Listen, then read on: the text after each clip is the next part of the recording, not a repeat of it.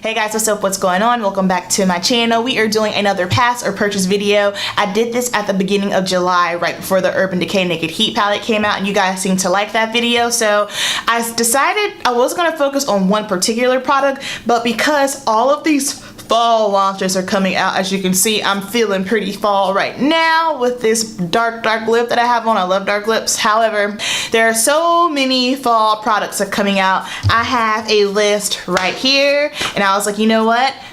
Let's do a pass or purchase. I don't want anyone to get the wrong idea, so I'll go ahead and say this at the beginning of this video. I don't have any of these products. I know sometimes people will click on things thinking, oh, well, you know, this must be a review. This is not a review video, so if you were looking for a review on these products, I don't have a review because I don't own them. Let's go ahead and get started. The first thing on my lips, the first thing on my lips is the NARS Velvet Matte Foundation Stick. I don't know if you guys have noticed, but the foundation trend has come right on back around to matte, which I am not mad at, just simply because at the end of the day, matte foundations, they photograph the best.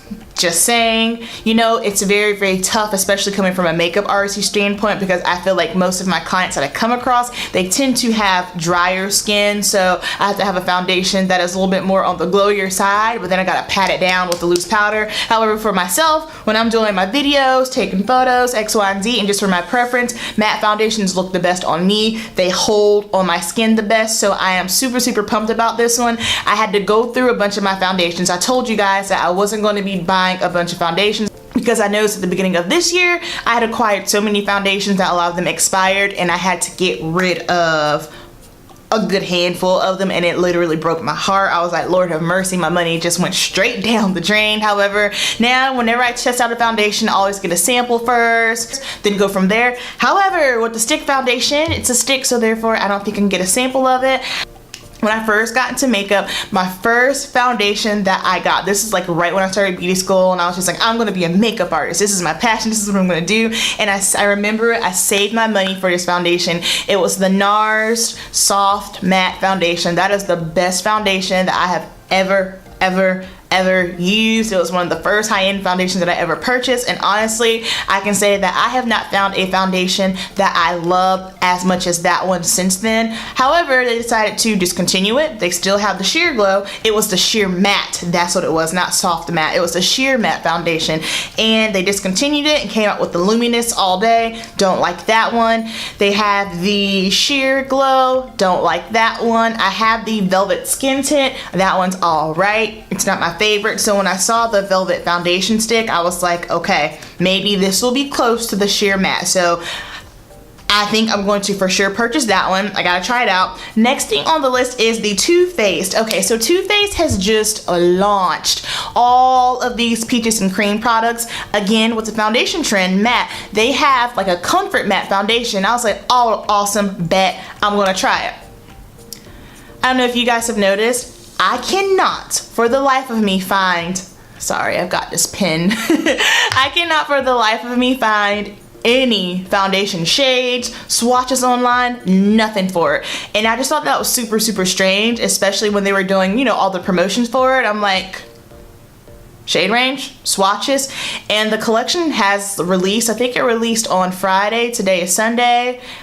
I still don't see anything. I've been online. From what I'm seeing, they have one in particular brown girl shade that could potentially work for me. The shade is Mahogany. I know for the Born This Way foundation, which is a foundation that I do love, and it's not matte, that's like one of my favorites. My shade for that one is Mahogany. However, they did come back around and they relaunched the shade range, so they do have more of a variety. However, for this comfort matte, Mahogany is the deepest, which is like a huge no-no. Their only saving grace is they got Jackie Anna working with them on some foundation stuff, so I'm just kind of like, okay, I'm not gonna blacklist you just yet, because I do like a select few of their products. Their eyeshadows, I feel like their permanent palettes are bomb, they're good, but like the holiday stuff and temporary things, they just seem to not be that great. However, when I was reading for the Undertone with the soft matte, not soft matte, that's the concealer by NARS, with the comfort matte, it said it was a rosy undertone. So I'm like, strike one, Mahogany is the deepest, which doesn't even look like it should be the deepest. Strike two, it said rosy undertones. I don't mean no harm what woman of color, what black woman, what brown skinned woman do you know with a rosy undertone? Please help me. Help me as a woman, help me as a black woman, help me as a makeup artist. I have never seen a black woman with a rosy undertone, so that just totally threw me for a loop. So I'll go into the store, I'll check it out, pass or purchase, I'm not sure, but for some reason I don't have my heart set on that being a good shade match for me. So if it is a shade match, I'll test it out, but if not, that'll be a hard pass. Next on the list, okay, I have never tried any of her products before. They've never caught my eye, never caught my attention, but this next palette, the Huda Beauty Desert Sand, that thing is pretty. And again, I'm a sucker for eyeshadow palettes. I love eyeshadow, and for the whopping price of $65, you can own your Huda Beauty eyeshadow palette on September 18th, which I'm just like, yo, $65? Oh, that's a lot of money. However, when I look at eyeshadow palettes, I always look to see how unique it is. This palette is very unique to me. It is unique in the shade range that she chose. It is unique in the finishes, in the formulas, and the textures. I don't own anything like it. I'm sure I own like similar matte shades like it. However, just with all the shimmers and the metallics and whatever else that she has in there, it just catches my eye. I want to purchase that one. I really, really do, but I feel like that is going to be something that I need to go into Sephora and see for myself. However, that is on my pass or purchase list. Next up, I have the Pat McGrath Lust Matte Trance Lipsticks. These will be relaunching on September 16th. These, again, stupid price of $38. However, I don't own anything Pat McGrath. As far as I'm concerned, Pat McGrath is the makeup mother, not to mention she's a black woman of color out there doing it, and I do love that and I want to support. I do have my eyes on the shade Omi. It was the one, I think that was recreated and was inspired. Hey Rocket. Rocket just came in here. Come here. Hey little baby. Come here. I can't pick you up anymore because you're huge. You guys want to see Rock? Oh, he's a big boy. Look how big he is. Say hi. Rocket. You're hot. He was on the balcony. You just waking up from your nap? He's grunting. He's over it. Shade Omi was inspired by Naomi Campbell, who of course is just stunning, and that shade looks like it will be just like a bomb nude brown girl friendly lipstick, so I really want to get my hands on that. Her neutral range for that packaging with the 3 trios, all of those look stunning. I don't think I'll be getting all 3, but I know for sure the Omi is on my purchase list. Next up on the list for pass or purchase is the NYX In Your Fire Element. I know this will be available on the 10th online and the 24th in stores. Yes, this is another warm tone palette, but guess what? I don't care. I like warm tones, okay? So I'm here for it. I'm into it. And I forgot to mention the reason why I had my eyes on the Too Faced Just Peachy Matte palette is just simply because my Anastasia Beverly Hills palette is about to hit pan. And I was going to repurchase it, but when I saw this coming out, I was like, okay, well, some of those shades look similar to the ones that I'm running out with, like the warmer tones in there, like the warmer kind of like burgundy cranberry tones. I was like, well, I'll just try that out. That's why I want to get the Too Faced Peachy palette.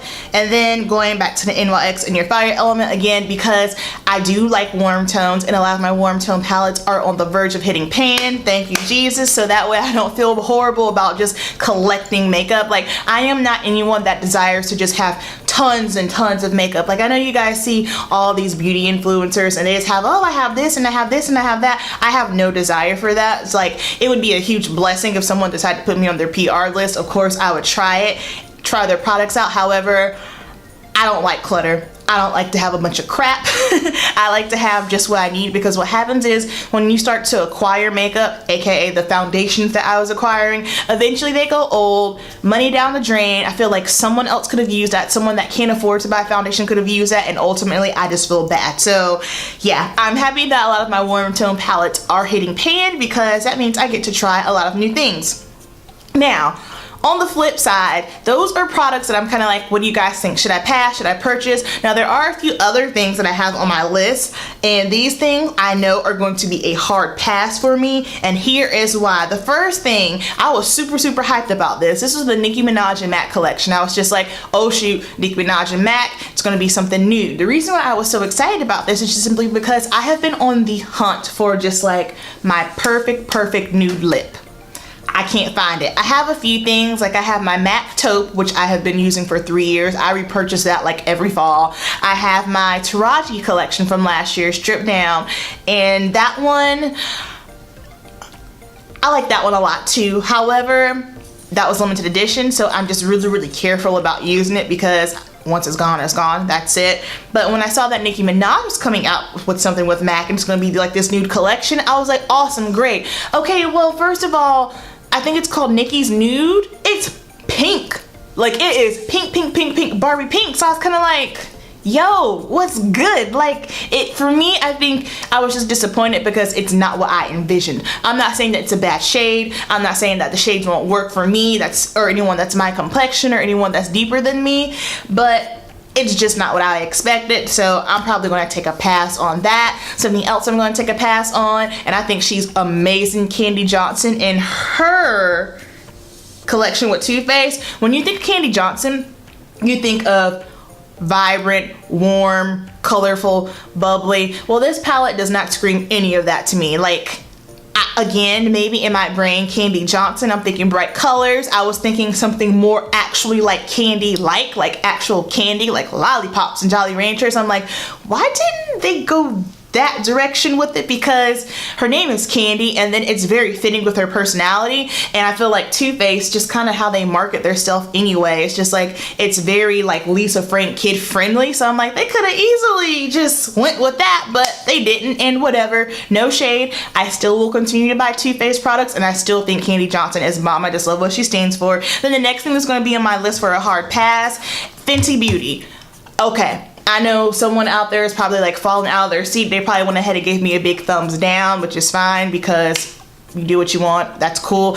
I don't understand what the hype is about. Like, from the promos or little snapshots that I've seen, I don't get it. I don't see what the anticipation is about. I will say this though. I honestly feel like had it not been Rihanna's line, no one would care. I really do. Had it just been little old me dropping some makeup, no one would care. But because it's Rihanna, I don't have any issues with Rihanna. I think she's super cool.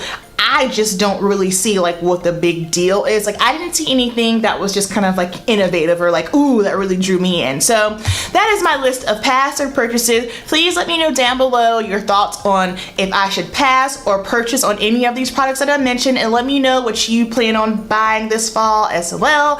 I will see you guys in my next video. Thank you so much for watching me. Thank you so much for supporting me, and I will see you guys in my next video. Bye.